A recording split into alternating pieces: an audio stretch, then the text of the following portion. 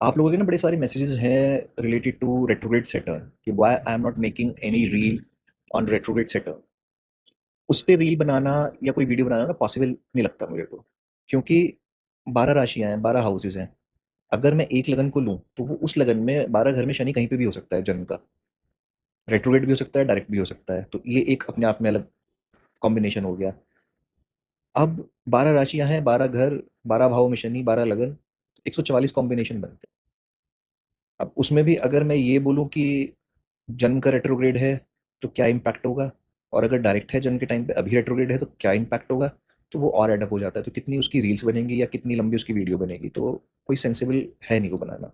रही बात कि अब मैं हर किसी कुंडली को काल पुरुष की कुंडली मान के, या जैसे लाल किताब में होता है कि मेष लगन की कुंडली मान के ग्रहों को बिठा के उसके अकॉर्डिंग जनरल प्रिडिक्शन दे दो, तो वो 90% लोगों को सही लगेगा।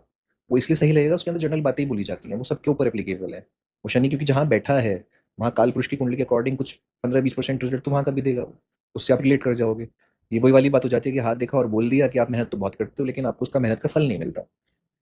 परिवार के लिए आपने बहुत कुछ करा है, लेकिन परिवार वाले आपकी कदर नहीं करते। आप कहोगे हाँ हाँ ऐसा है, ऐसा है, ऐसा है।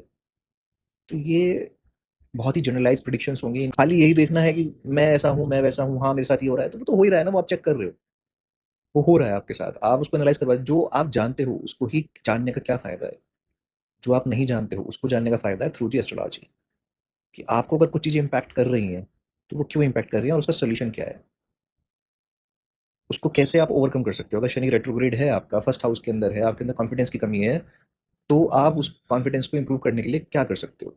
जैसे मैं एक जनरल एक रेमेडी बता देता हूँ। चाहे किसी भी भाव में आपके शनि बैठा है, रेट्रोग्रेड है या डायरेक्ट है, किसी भी लगन का है, किसी भी राशि का है, शिव पूजा जरूर करो आप। शिवलिंग पे काले तिल चढ़ाओ। पीपल के पेड़ पे शनिवार के दिन जाके उसको हग करो। थोड़ा सा टच करना है, बेसिकली मैंने हग बोलते हैं, आजकल लोग थोड़ा मॉडर्न भाषा समझते हैं, तो उसको पीपल को आपको स्पर्श करना है। शनिवार के दिन स्पेसिफिकली, संडे के दिन नहीं किया जाता है, शनिवार को जरूर करना है। और वहाँ जो चींटी कीड़े मकोड़े चलते रहते हैं उनको आप कसार, जो आटा भुना हुआ होता है उसके अंदर खांड या शक्कर मिला के उनको आप दे दो।